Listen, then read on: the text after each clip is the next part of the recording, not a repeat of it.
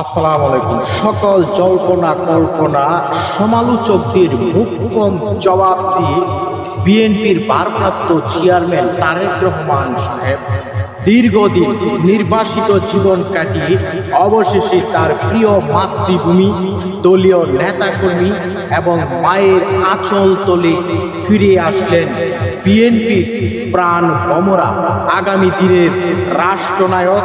আগামী দিনে বিএনপি ক্ষমতায় গেলে অবশ্যই তিনি বাংলাদেশের নেতৃত্ব এবং প্রধানমন্ত্রিত্ব হতে যাচ্ছেন, সেটি অনেকটাই নিশ্চিত। তাকে লক্ষ লক্ষ জনতা, বিশেষ করে রাজধানী সহ সারা দেশ দলীয় নেতাকর্মীরা উন্মাদনায় উৎফুল্ল, আনন্দিত।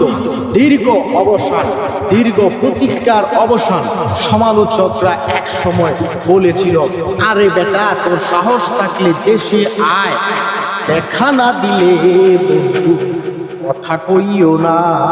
এমনও ধিক্কার জানিয়ে তার বিরুদ্ধে স্লোগান গান বিরোধী পক্ষ তৎকালীন সময়ে করেছিল। বিশেষ করে আওয়ামী লীগ সরকার তৎকালীন সময়ে বিএনপির ভারপ্রাপ্ত চেয়ারম্যান তারেক রহমানকে বিভিন্ন ধরনের মামলায় তার বিরুদ্ধে দণ্ডাদেশ।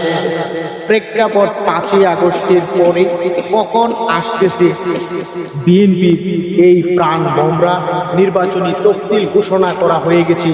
মায়ের অবস্থা আপুসীন, নেত্রী মৃত্যুর সাথে পাঞ্জা লড়তেছে।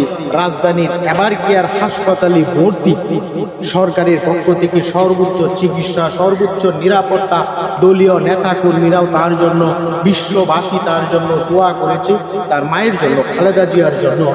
আর সেই বিএনপির ভারপ্রাপ্ত চেয়ারম্যান মিস্টার রহমান রাজকীয় প্রত্যাবর্তন। বাংলাদেশে একটা উৎসবের আমেজ তৈরি হয়েছে। আগামী রাজনীতির নেতৃত্ব, আগামী নির্বাচনে বিএনপি অংশগ্রহণ করবে এবং সেটার নেতৃত্ব দিচ্ছে। কিছুদিন আগেও তিনি দেশে আসতে পারবেন কি পারবে না দোলাচলে সন্দেহ, উদ্বেগ। সমালোচকরা নানা ধরনের বক্তব্য, মন্তব্য তার বিরুদ্ধে দিয়ে আসছিল। সকল ধরনের সমালোচকদের জবাব দিয়ে তিনি কিন্তু দেশে প্রত্যাবর্তন, রাজকীয় প্রত্যাবর্তন, 50 লক্ষ লোকের সমাগম ঘটিয়ে বিশ্ববাসীকে, দেশবাসীকে একটি বার্তা। রাজনীতির মেরুকরণে নতুন উত্তাপ। চেয়ারপারসন